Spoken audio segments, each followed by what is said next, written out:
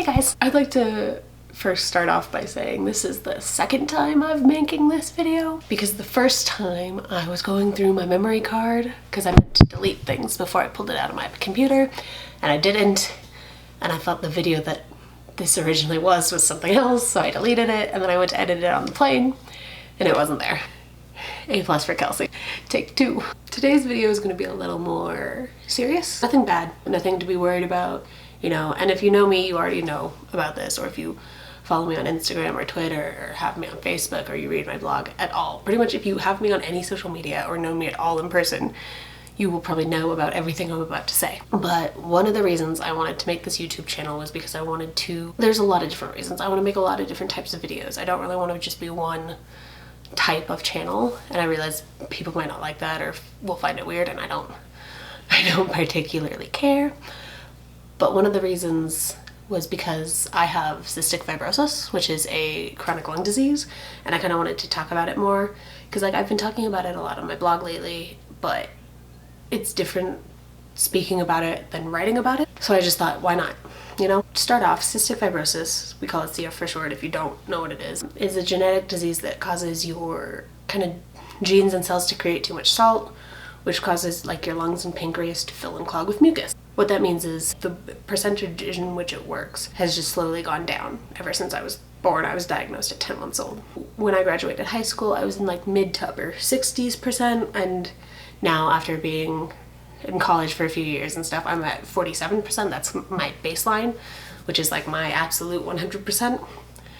And the thing about cystic fibrosis is it's a progressive disease. When you initially get sick, you can go into the hospital and they'll give you like IVs, and you can usually get better a little bit, like if you act on it like that. But if you wait too long, or if your lung function is down for long enough, it'll permanently stay there to the point where you get so low that you either, you know, die, not to be dark and moody, or you need a double lung transplant, or, you know, XYZ number of things. I so far am thankfully still a ways off from being put on the transplant list. Grateful for that.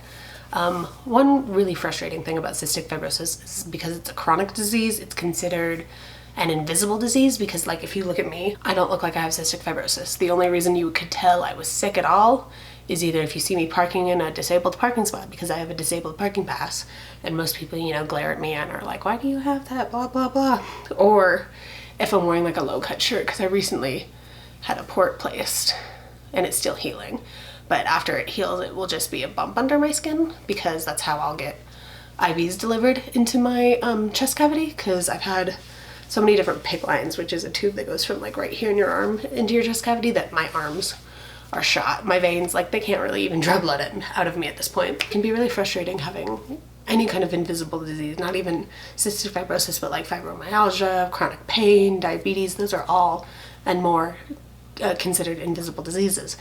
Because one, my entire life I've heard, oh, you look so good for being sick. And you know, growing up, when you want to be normal, that's, you know, the best thing you could hear is that I look normal.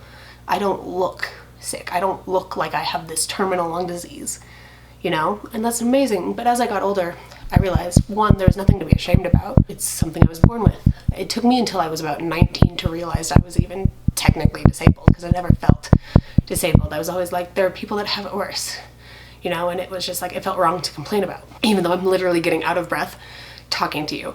But that's also because we're at like 5,000 something feet in California right now. So as I got older and I finally kind of accepted that, yes, I'm disabled, yes, I mean, I knew it was always going to be a part of me, but I kind of came to terms with that more. I realized, yeah, it's great that I look normal. Obviously, I don't want to walk around looking ill, but at the same time, saying that to me negates my disease. It makes it as if I don't have the disease, and I do. I need help. I can't walk long distances. I have chronic back pain. I have cystic fibrosis related diabetes. I have like numerous things because of this. Like, my lungs function at less than 50%. Like, yes, I look normal, but I'm not. And no, I don't want you to baby me, but I do occasionally need help. And people often will look at me like, you're young and strong, why do you need help? And it's like, because I'm 22, but my body is at least 80. Like, my lungs, I think, are technically older than 99 at this point. Like, that's not good. And it's life for me, you know? It is what it is, but when people negate it saying, oh, you look healthy, it's like, yeah, I do, but that doesn't mean I am. Yeah, it's just something I wanted to talk about because I know I'll probably post a bunch of stuff having to do with it, so I didn't want to, you know, post something else and you guys be like, what? Where'd this come from? I've had cystic fibrosis since I was 10, well, I've had it since I was born, but I was diagnosed at 10 months old. I've been hospitalized dozens of times since then. I was first hospitalized at 2, then again until I was 8.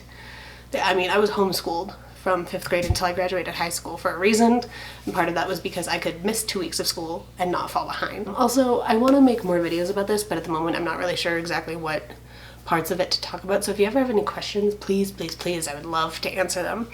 Drop them in the comments below, tweet me, message me on Instagram, anything. I am so down to answer questions, especially like ones I can like turn into a full video. I'm always down to like educate people on this because very few people know about CF. I mean, more so now that 5 Feet Apart has come out, but CF is different in every single person out there. Like there's no 2 cases alike, so it's just really different. So I'd love to be able to educate people more. So if you have questions, please, please, please pass them on because I'd love to answer them. And I think that'll be it for this video, but I will see you guys soon. Bye!